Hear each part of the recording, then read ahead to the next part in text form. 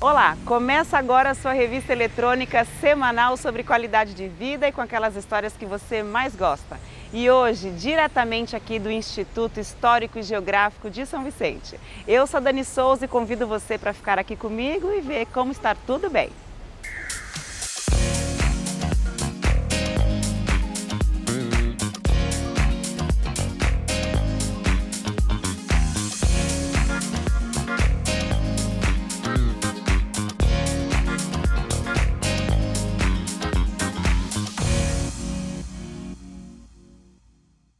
Os anos passam e, infelizmente, ainda muitas mulheres convivem de perto com a violência. Em Santos, um grupo de mulheres ligadas a uma universidade da cidade criou um observatório para conversar, discutir sobre a violência contra a mulher e criar alternativas para diminuir o problema.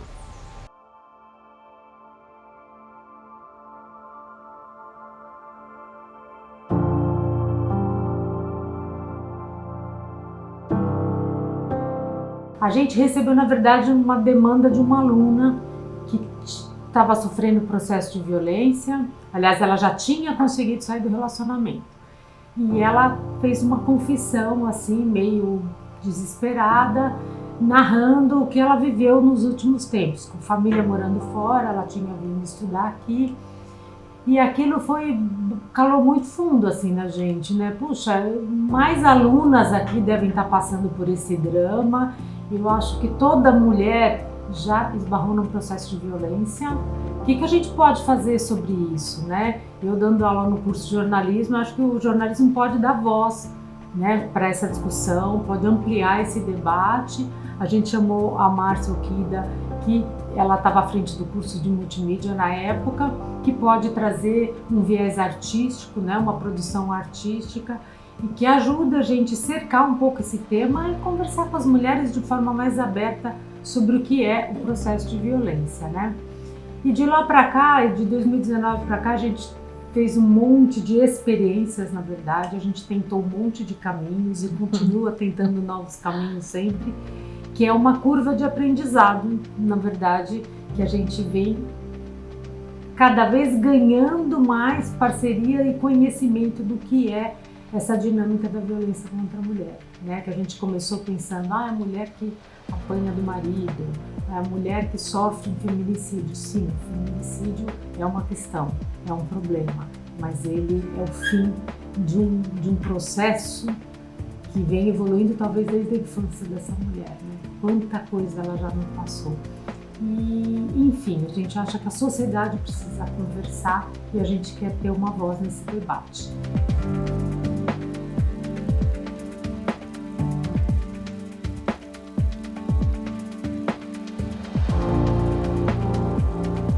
Quando a gente começou lá, né, por causa dessa primeira aluna, né, tem uma coisa que é difícil a gente falar, que é bom, mas ao mesmo tempo é terrível, é trágico, que a gente viu que muitas pessoas tinham essa mesma vontade, né? Quando a gente fazia as reuniões lá, não tinha uma reunião nossa, era uma reunião semanal, em que alguém não colocasse um assédio, uma violência que tivesse sofrido. Fizesse uma confissão. Uma confissão mesmo, sabe? De se abrir, que é bom porque a gente vê que é um espaço de acolhimento, vê que as pessoas estavam confiando na gente ali.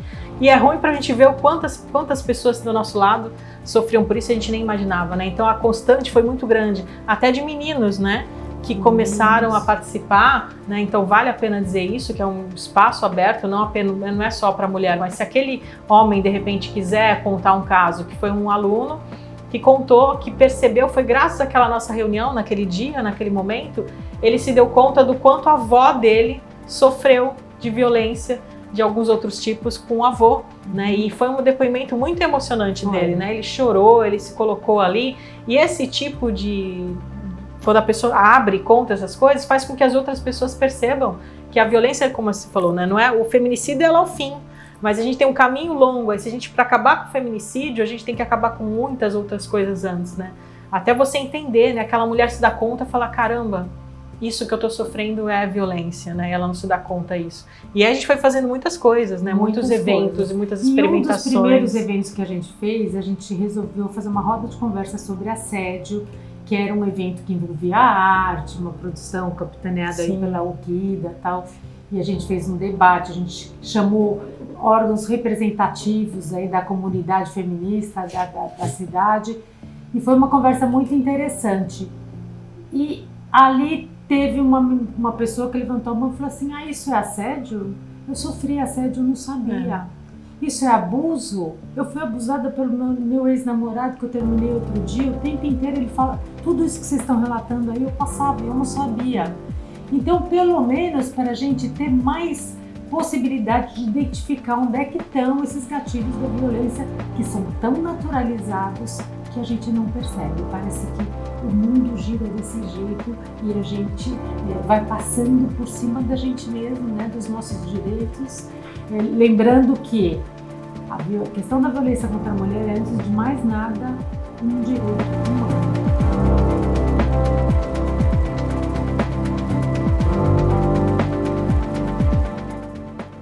Chega na escola partiu da demanda de uma das participantes do Chega, uma ex-aluna nossa, falou, olha, a minha mãe dá aula numa escola pública e ela está precisando ter essa conversa dentro da escola, porque já identificou vários casos de alunos que sofrem com a violência familiar, com a violência doméstica, e ela quer uma conversa, quer expandir essa conversa dentro da escola.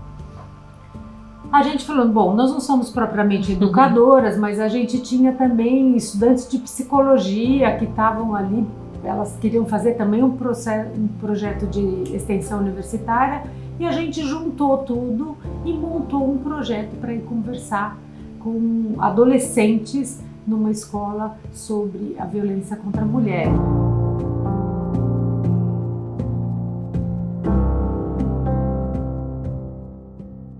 Eu acho que quanto mais a gente falar, mais as mulheres vão se conscientizar e os homens também, quem sabe um dia a gente acabe com isso, né?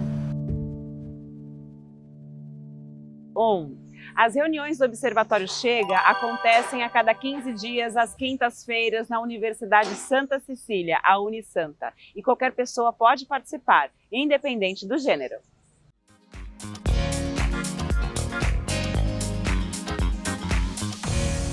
Você vai ver no próximo bloco como cuidar de plantas, vasos e jardim pode mudar a sua vida. Não sai daí que a gente volta já.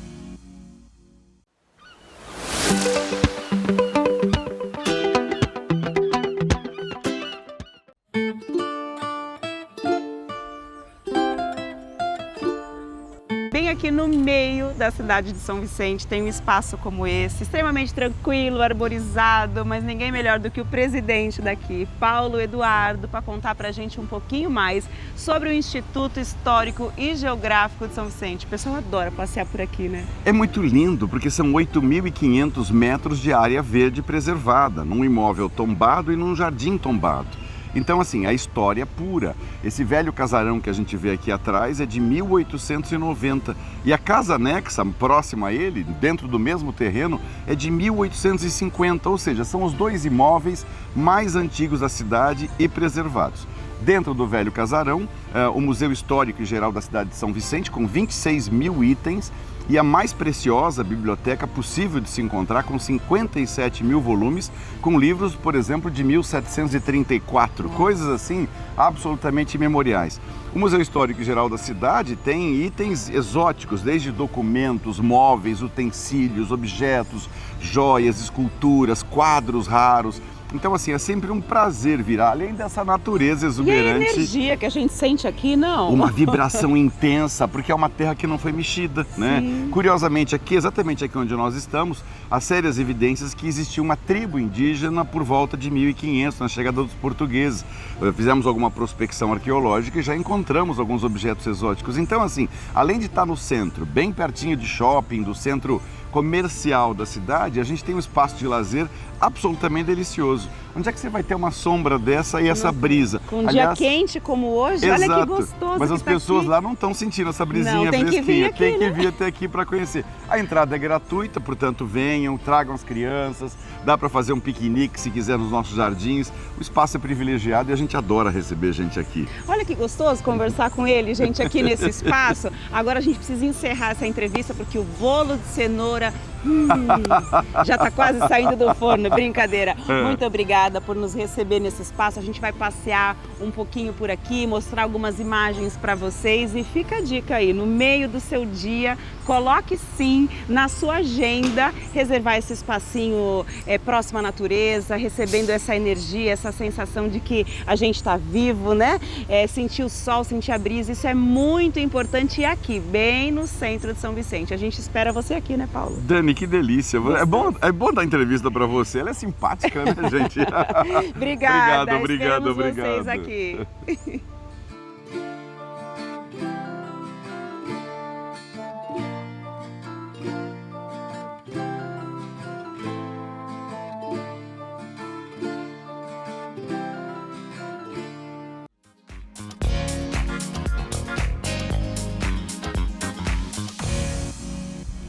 Conviver com a natureza faz bem para o corpo e para a mente. Cuidar das plantas, apreciar, admirar, pode ser uma verdadeira terapia. Estar próximo da natureza ou conviver diariamente com plantas e animais faz muito bem para a mente e para o corpo. Ao purificar o ar à nossa volta, as plantas atuam sobre o nosso corpo e ao cuidarmos delas, é a cabeça quem ganha. A nossa concentração melhora muito e a nossa memória também, além de termos o nível de estresse reduzido. Esta ex-jornalista encontrou no cuidado com as plantas uma nova maneira de viver. Bom, eu atuei durante mais de 10 anos dentro do jornalismo, atuei como repórter, produtora, comecei como estagiária, foram muitos anos muito felizes, né, fazendo aquilo que eu gostava, porém, o tempo foi passando, a gente começa a vivenciar a tensão do dia a dia de uma redação, da vida do jornalismo, né, os riscos, muita dificuldade de valorização, a dificuldade até para você conseguir se estabilizar na carreira, enfim. E todo esse estresse que foi gerado ao longo dessa mais de uma década atuando na comunicação acabou me fazendo observar que um dos meus hobbies de vida poderia ser uma salvação para mim. A jardinagem, ela entra na minha vida nesse lugar, mas eu acho que ela me traz para um lugar ancestral, assim, para um lugar mais nostálgico.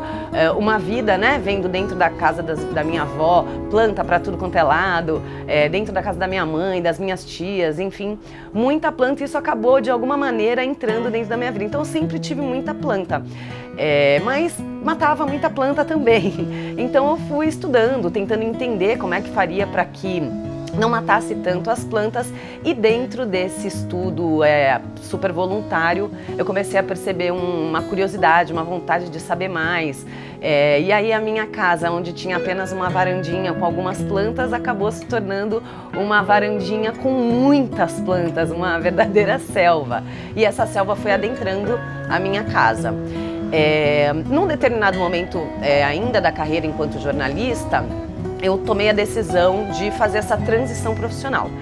E aí eu comecei a estudar, então ainda trabalhando, eu ia para São Paulo, fazia os cursos, voltava para Santos para trabalhar, até o momento que eu resolvi mudar para São Paulo para ficar mais próximo desses cursos. Mas veio a pandemia, então a gente acabou fazendo esses cursos à distância.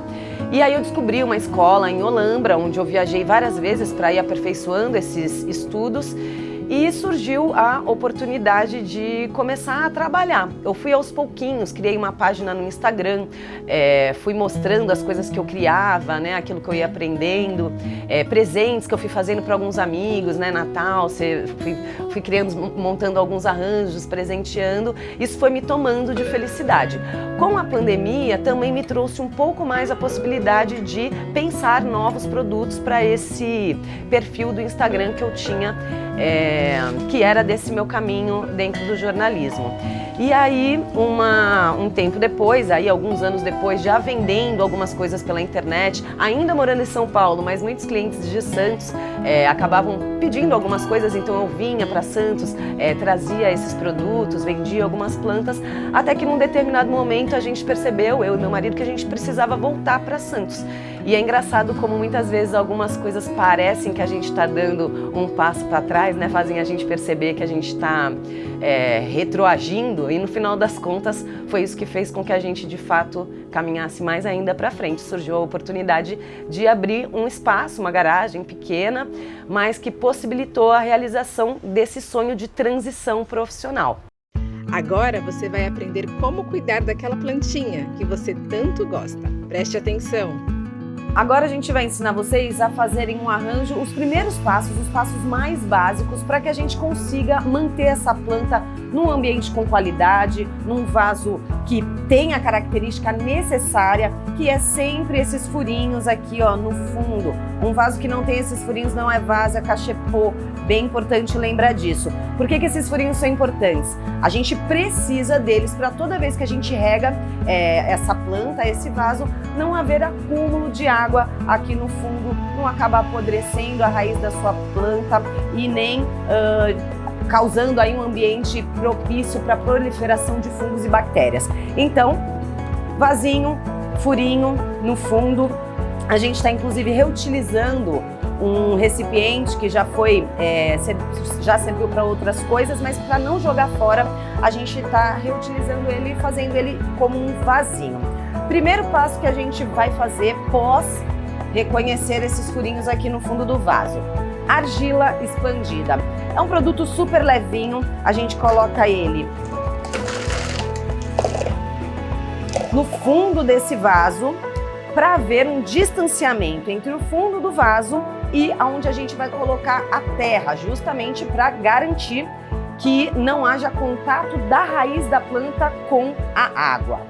Segundo passo, a gente vai colocar uma manta de bidim. Esse é um tecido, como qualquer outro, que vai servir para quando a gente regar essa planta, a terra não ir embora junto com a água. Mas de fato não precisa ser uma manta de bidim, você pode reutilizar também algum tecido da sua casa que você vai jogar fora.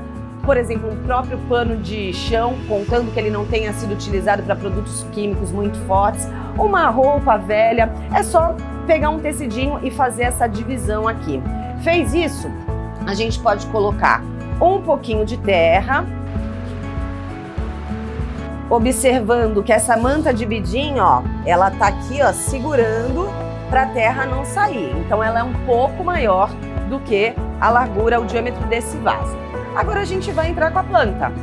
Para tirar essa planta desse vaso, ó, só dá uma apertadinha na lateral do vaso, o torrão já se solta, você já consegue sair com ele quase inteiro daqui do vaso. Encaixou, complementa e vai fixando essa planta sem apertar demais para não deixar essa terra muito compactada, mas de maneira que ela fique fixa, não fique mole, que se sinta estável nesse vaso. Acertou aqui bonitinho? A gente pode entrar com casca de pinos, um produto também bastante leve e que serve para a gente fazer o acabamento, né? Mas que também ajuda a proteger essa planta, mantendo a temperatura desse vaso e também ajuda protegendo a terra do crescimento de outras plantinhas. Tá aí, ó, super simples e uma gracinha, né?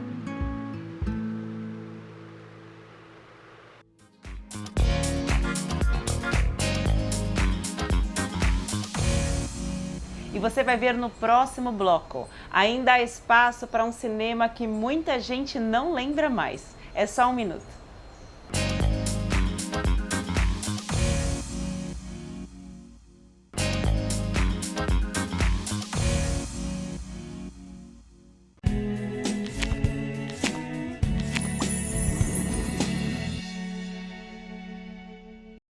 Olá, eu sou o Paulo Valiengo e eu vim aqui apresentar o meu mais novo filho, A Cadeira Mágica do Meu Vizinho.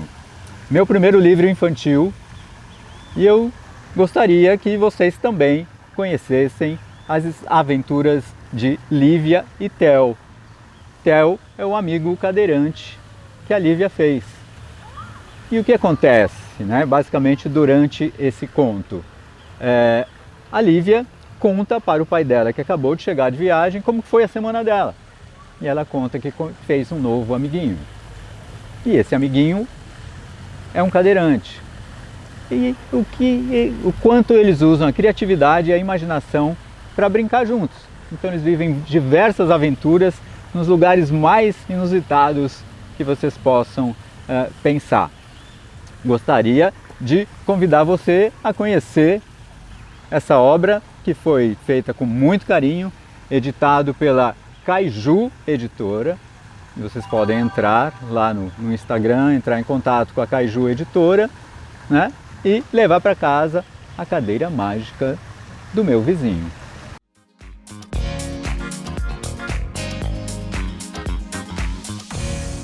Nos tempos dourados do cinema, a cidade de Santos chegou a ter mais de 40 salas de exibição. Dos anos 70 para cá, muita coisa mudou. Os apreciadores da sétima arte dizem que muito desse cinema autoral deixou de fazer parte das salas comerciais.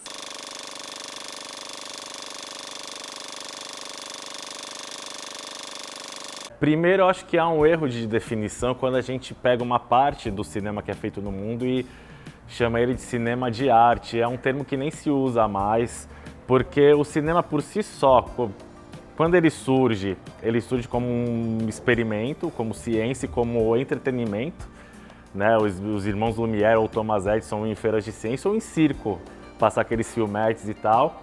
E aí vai ser com a geração francesa, nos anos 60, com a Nouvelle Vague, que vai surgir a definição do autor, que seria o diretor, e defendendo a ideia de que o cinema é uma linguagem artística, uma expressão artística industrial, impossível de ser feita sozinha, O cinema, para você fazer mesmo um curta-metragem, você precisa ter várias pessoas, precisa ter dinheiro, precisa ter equipamento.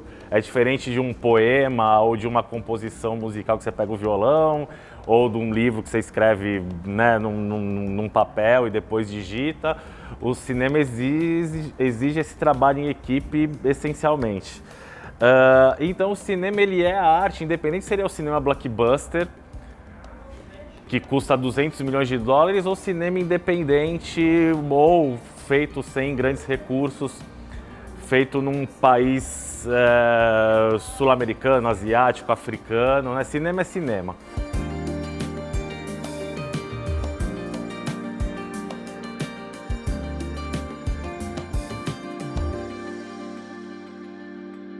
Eu acho que o cinema autoral e o cinema chamado de arte, ele nunca deixou de existir, Na verdade, o que a gente está vendo agora, e também por conta da pandemia, é nas salas de cinema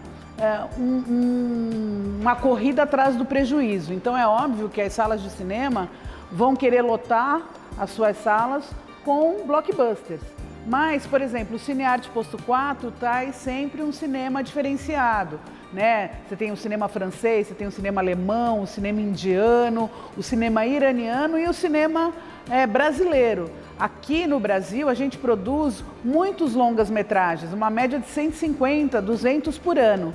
Só que o pouco que chega nas salas de cinema, acabam sendo também filmes com um viés mais comercial.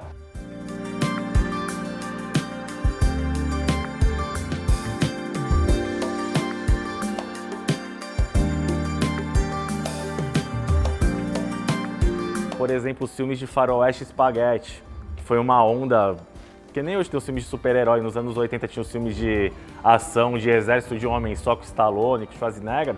Os filmes de faroeste spaghetti eram filmes de baixo orçamento, feitos na Itália, reproduzindo o estereótipo de um tipo de filme americano dos Estados Unidos, do cowboy e tal, feito com atores italianos e atores de Hollywood, que eram considerados atores decadentes, que iam filmar na Itália porque não conseguiam mais papel em Hollywood. E na época as pessoas também diziam que o público estava emburrecendo, que era um tipo de filme muito popular, que era filme mal feito, e hoje muitos desses filmes são considerados grandes filmes da história do cinema. Há grandes diretores, compositores, aí você vai pegar desde o Sergio Leone, Ennio Morricone, e faziam o faroeste spaghetti, né? O western spaghetti. Por conta dessa invasão hollywoodiana nas salas de cinema que a gente está vendo agora, né? Os filmes de heróis, os filmes de terror, as comédias, a gente tem também um viés muito importante que é a formação de público. A gente precisa formar o público, a gente precisa fazer com que as plateias vejam coisas diferentes.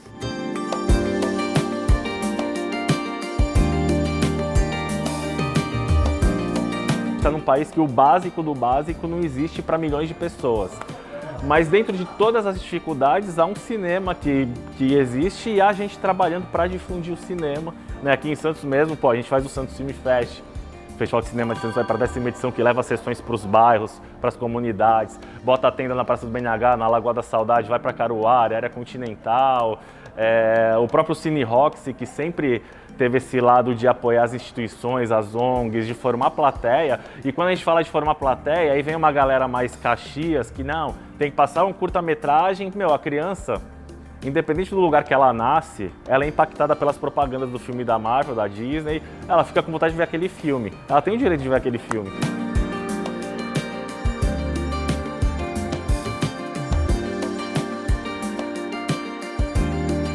Aqui em Santos, a gente tem o que a gente pode chamar de cinema autoral, sim. A gente tem uma grande produção cinematográfica, não só na cidade, mas como na Baixada Santista inteira. A gente tem o MABS, o Movimento Audiovisual da Baixada Santista. E nesse movimento, a gente tem aí agregado várias cineastas, muita gente produzindo, principalmente na área do curta-metragem. Mas a gente já tem alguns longas feitos aqui. Então, o que eu acho que é importante, né? A gente pensar que Santos é uma cidade de cinema, com um selo outorgado pela Unesco, mas que acaba agregando a produção de toda a Baixada Santista. E a gente está vendo cada vez mais essas produções acontecerem. Uma outra coisa que é importante também é a gente destacar os festivais de cinema, né? O Santos Film Fest, que é um festival internacional. A gente tem o Curta Santos, que é um festival, talvez o festival um dos mais antigos aqui da região, né? 21 anos de existência. Então, a gente tem nesses lugares, né, a melhor vitrine daquilo que é feito na Baixada Santista, e o que a gente pode dizer é que realmente é um cinema diferenciado. É um cinema que faz com que as pessoas entendam um pouco o pensamento caiçara, o pensamento da Baixada Santista.